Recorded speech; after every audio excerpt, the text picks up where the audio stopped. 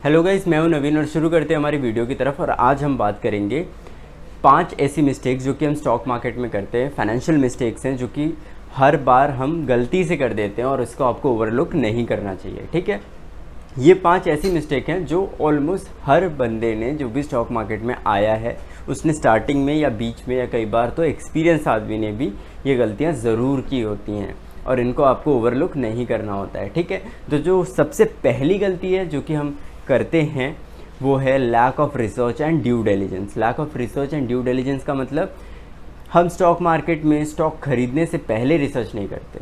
ठीक है, हमने जो है कोई स्टॉक देखा, हमने ख़रीद लिया, उसके बाद जब हमको लगता है कि अब ये मार्केट में स्टॉक जो है गिरना स्टार्ट हो चुका है, तब हम सोचते हैं कि अरे यार इसका डेट्स देख लूँ, अरे यार इसका मैनेजमेंट देख लूँ, अरे यार इसका बैलेंस शीट देख लूँ, अरे यार इसके एसेट्स देख लूँ। ठीक है, ये यूजुअली लोग नए लोग करते हैं। ठीक है, नए लोग क्या करते हैं, खरीदने के बाद उसके ऊपर रिसर्च करते हैं। आपने देखा होगा कई लोगों को जो कि जब खरीद लेते हैं ना स्टॉक को, तो उसके बाद उसके ऊपर चेक करते हैं कि हाँ मैं देख लूँ ज़रा कि इसका अर्निंग क्या चल रहा है, अरे मैं देख लूँ ज़रा इसका पीबी क्या चल रहा है। ठीक है, वो स्टॉक खरीदने के होड़ में उसे खरीद लेते हैं, खरीदने की चाह होती है इसलिए उसे खरीद लेते हैं। ये नहीं कि इन्वेस्ट करना है मुझे। अगर इन्वेस्ट करने की चाह होती और सही जगह पैसे लगाने की चाह होती तो वो सबसे पहले रिसर्च करते हैं उसकी। ठीक है, हमको कभी भी जल्दी नहीं करनी चाहिए। कई बार doing nothing is also an investment. ठीक है, तो ये चीज़ को भी आपको ध्यान रखना चाहिए। और जो सेकंड है इन्वेस्टमेंट या फिर सेकंड मिस्टेक जो कि आप कह सकते हैं कि बहुत बड़ी मिस्टेक हो सकती है, वो है इमोशनल इन्वेस्टिंग। इमोशनल इन्वेस्टिंग क्या होता है? इमोशनल इन्वेस्टिंग का मतलब मैं एक एग्जांपल के थ्रू आपको बताता हूँ कि सपोज़ कोई स्टॉक है जो बढ़ता जा रहा है, बढ़ता जा रहा है, बढ़ता जा रहा है, और एक नाम ले लेता हूँ मैं, आप लोग उसको मतलब ये मैं सोचेगा कि ये किसी तरीके का मैं कोई एडवाइस दे रहा हूँ या फिर उसे बुली करने की कोशिश कर रहा हूँ या फिर कुछ बैड रेपुटेशन करने की कोशिश कर रहा हूँ, ऐसा कुछ नहीं है, जस्ट एक एग्जांपल है।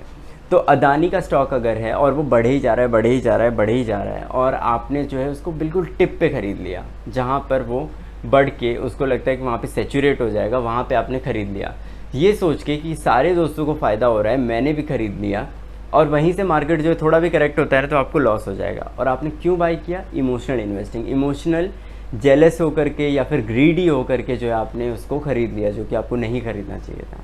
या फिर इसका उल्टा भी हो जाता है कई बार मार्केट में, जैसे अदानी ही अभी गिरा था रिसेंटली, तो वो गिरता गया गिरता गया गिरता गया, लोग सोचते गए कि अब गिरेगा, अब बहुत ज़्यादा गिर चुका है, अब तो उठेगा, अब तो उठेगा, अब तो उठेगा। लास्ट में जब बहुत ज़्यादा गिर चुका तो आपने बेच दिया, वहाँ पर जहाँ पर ओवर सेलिंग हो गई वहाँ पर आपने बेच दिया।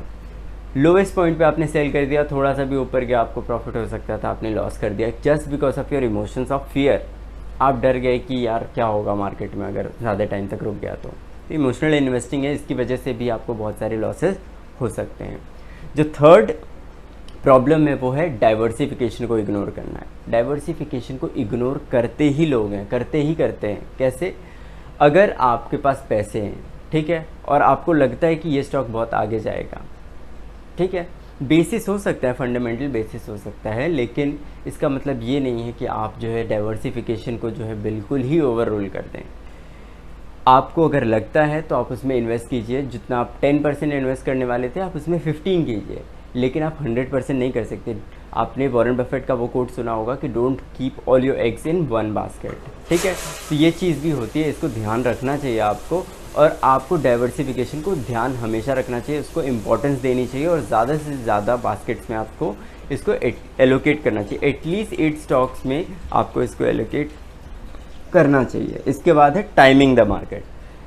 जो फोर्थ मिस्टेक हो सकती है वो है टाइमिंग द मार्केट। मार्केट को टाइम करना, प्रिडिक्ट करना कि 2025 में जो है मार्केट जो है गिर सकता है, 2026 में चढ़ सकता है, या 2024 में गिरा था तो 2020 में 21 में बढ़ जाएगा क्योंकि 2020 में गिर गया था। तो ये सब चीज़ें आपको टाइम नहीं करनी चाहिए, बल्कि आपको जो है एज अ रैशनल पर्सन सोच के चलना चाहिए कि अगर 2025 में गिरता है तो मैं क्या करूंगा और बढ़ता है तो मैं क्या करूंगा। दोनों तरफ का आपको सिनेरियो लेके चलना चाहिए। कभी भी एक तरफा थिंकिंग के साथ आपको मार्केट में नहीं रहना चाहिए और ना ही उसे प्रिडिक्ट करना चाहिए।